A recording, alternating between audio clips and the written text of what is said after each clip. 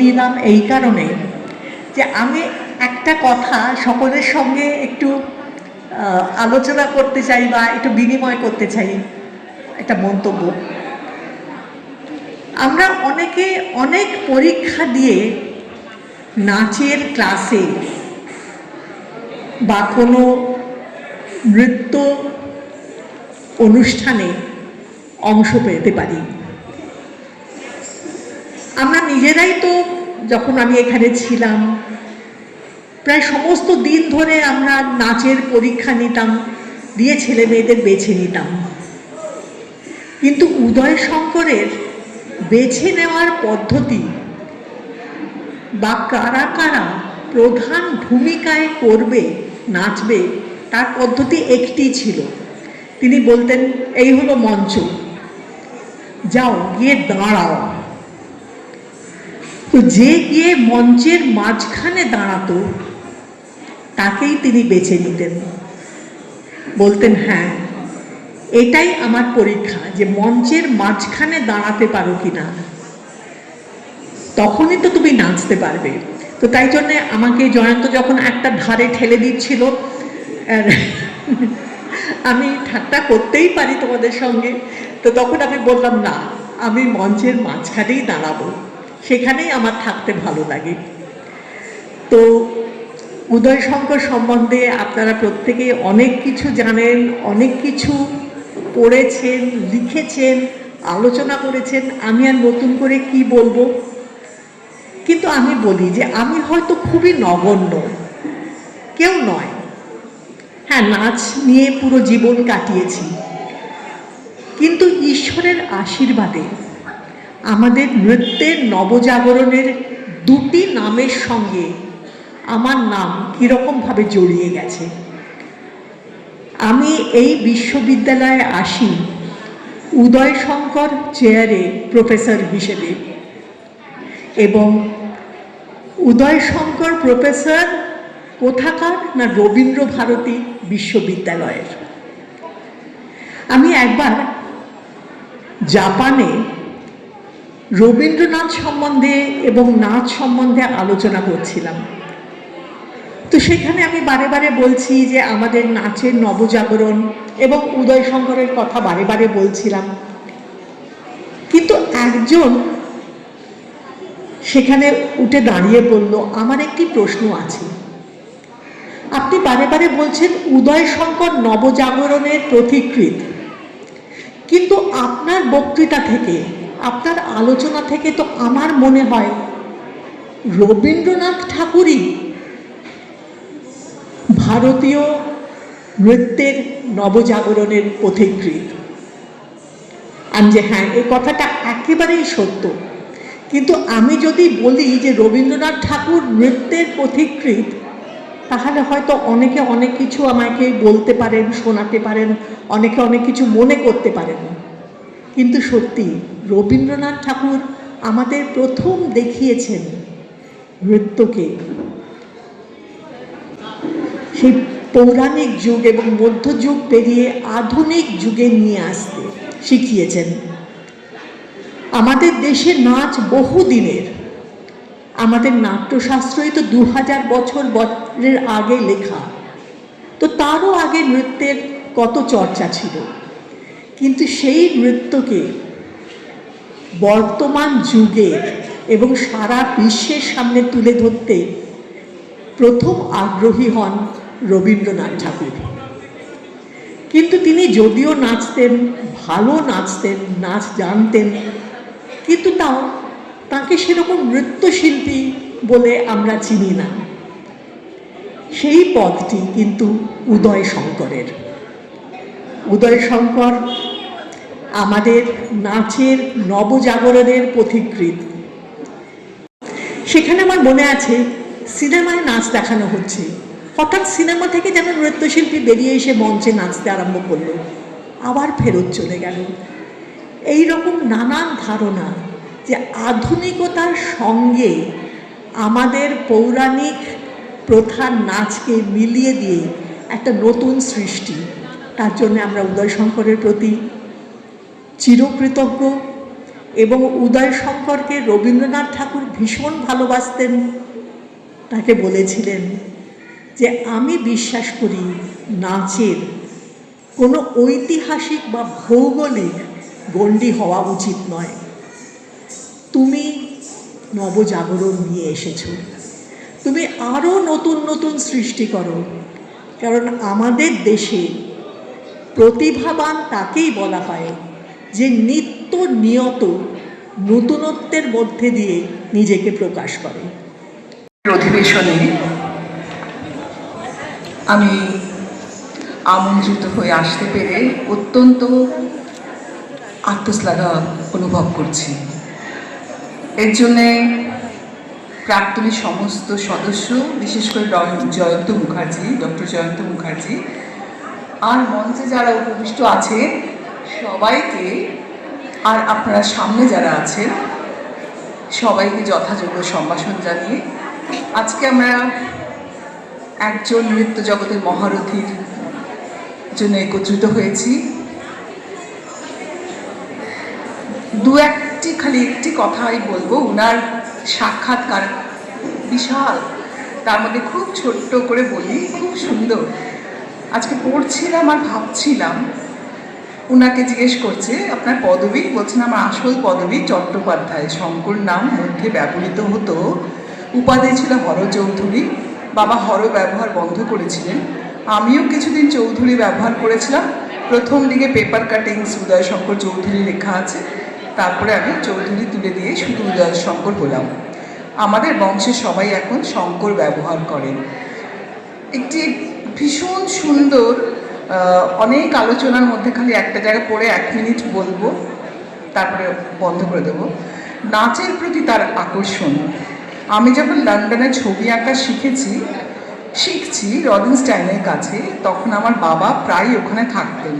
তিনি সাংস্কৃতিক ভাবধারার বিনিময়ের উদ্দেশ্যেই লন্ডনের থিয়েটারে বেশ কিছু নাটক ও ব্যালে প্রযোজনা করেছিলেন। মানে ওনার বাবা ব্যালে প্রযোজনা করেছিলেন। তাতে আমি সেটের ডিজাইন, পোশাক ইত্যাদি ভার নিতাম। মানে বাবা প্রযোজনা করছেন আর উনি তখন সেট ডিজাইন আর পোশাকের ভার নিতেন। লন্ডনে লেডি ডোরাবজি টাটা আমার নাচ দেখেছিলেন। তিনি তাতে খুব সন্তুষ্ট হয়ে ওয়েম্বলি এক্সিবিশন থিয়েটারে ইন্ডিয়া ডেতে আমার নাচের আয়োজন করেছিলেন। এটা সম্ভবত 1924 সাল। সেখানে আমার শিব নৃত্য খুবই প্রশংসা অর্জন করেছিল। তার আগে 1922 সালে 30শে জুন সম্রাট পঞ্চম জর্জের গার্ডেন পার্টিতে নাচবার সুযোগ পাই। সম্রাট আমার নাচ দেখে খুবই সন্তুষ্ট হয়ে আমার উচ্ছ্বসিতেও প্রশংসা করেছিলেন। এই সার্থকতা ও সম্মান আমাকে নিশ্চয়ই আনন্দ দিত। এখন ভাবলে অবাক লাগে কেমন করে সেই সব নৃত্য পরিকল্পনা করেছিলাম, সবই নিজের কল্পনা থেকে। উনি বলছেন সবই নিজের কল্পনা থেকে। তার মানে কল্পনাটা কত দূর, কি অপূর্ব, তা আমরা তার কল্পনা সিনেমার মাধ্যমেই জানি। नमस्कार, मैं गुरु रंजन कुमार साहू, मैं संबलपुर उड़ीसा से आया हूँ, पश्चिम प्रांत से। एक्चुअल यह रविंद्र भारती यूनिवर्सिटी में इसलिए आया हूँ कि संबलपुरी लोक संस्कृति का फोक डांस जो है, संबलपुरी फोक डांस, उसका प्रचार प्रसार करने के लिए मेरे को EZCC कोलकाता भारत सरकार संस्कृति मंत्रालय तरफ से मेरे को 2 रोज़ के लिए एक कर्मशाला के लिए इधर भेजे थे।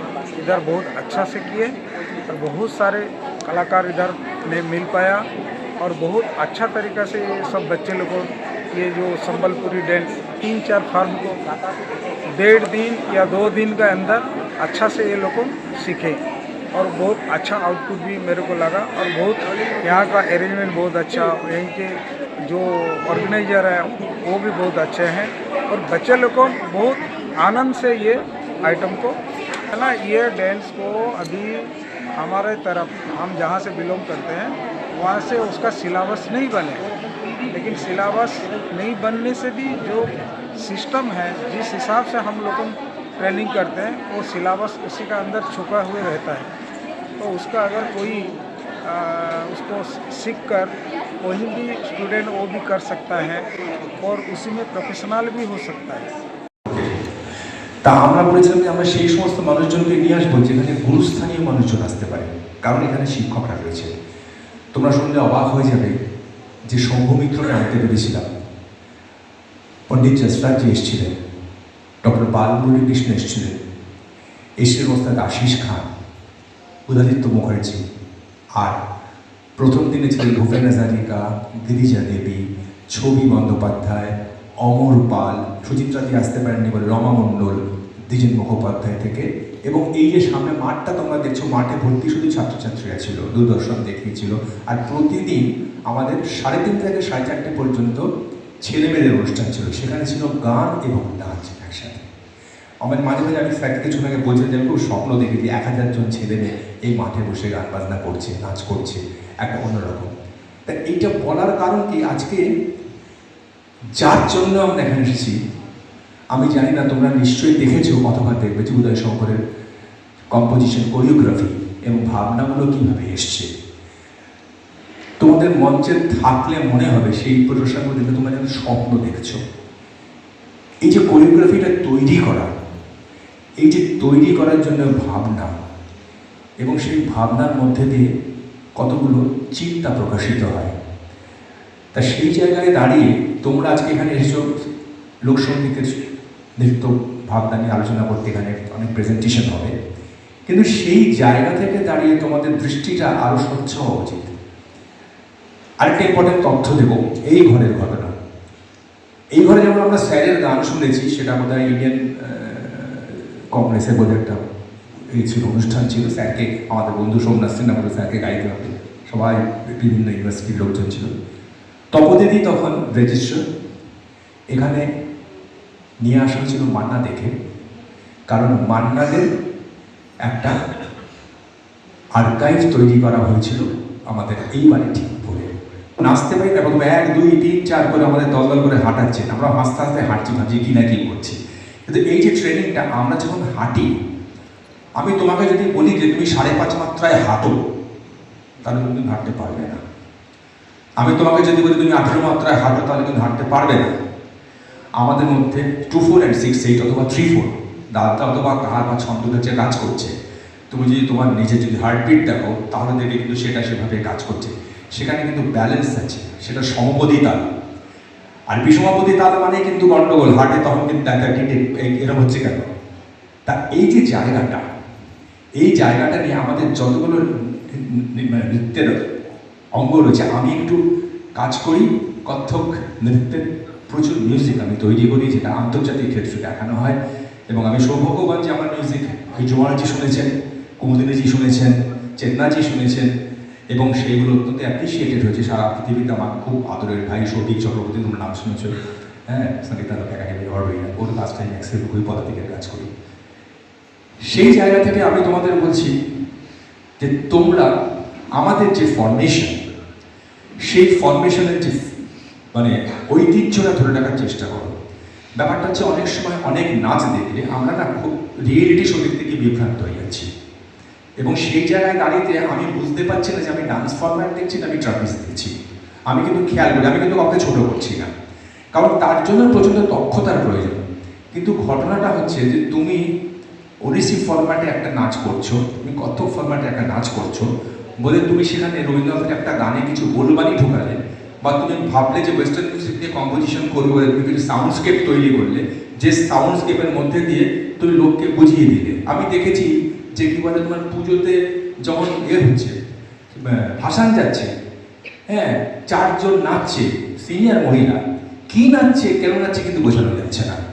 হ্যাঁ, সেটা হচ্ছে এমন একটা ব্যাপার যে ডিস ডিস করে ডিজের আওয়াজ চলছে আর ওরা নাচছে, নাচটা কিন্তু সেই কিন্তু তোমার 2 4 ছন্দ বা 3 4 হচ্ছে, হ্যাঁ, ঝিক ঝিক ঝিক ঝিক, এটা তোমাদের হয়ে গেল, দাদরা ছন্দ এসে গেল, আর ঝিক ঝিক ঝিক ঝিক কারো হয়ে গেল। এই যে জায়গাগুলো, কিন্তু কথাটা হচ্ছে যে আমার একটা কম্পোজিশনে, তোমরা যারা ওড়িশি নৃত্য করে জানো, গিরিধারিদার কথা শুনেছো, গিরিধারিদা চলে গেছেন, গিরিধারিদা একটা 3.5 মিনিটের পিস তৈরি করিয়েছিলেন, গিরিধারিদা বাজিয়েছিলেন। That is something very very great. তা এই যে জায়গাটা আমি তোমাদের একটু একটু করে বললাম, বলার একটাই কারণ, সেটা হচ্ছে বিভ্রান্ত হয়েও না। গান বাজনা করতে গেলে সবচেয়ে দরকার হচ্ছে লড়াই এবং সেলফ কনফিডেন্স, যে হ্যাঁ আমি আমারটা দেখাবো। এটা কিন্তু আমাকে সুচিত্রা দিয়ে বলেছেন, আমাকে উষা বন্ধু বলেছেন, যে মঞ্চে যখন তুমি নাচ করছো অন্যরা কিন্তু তোমাকে দেখছে, তোমাকে সেই কিন্তু দাপটটা দেবে।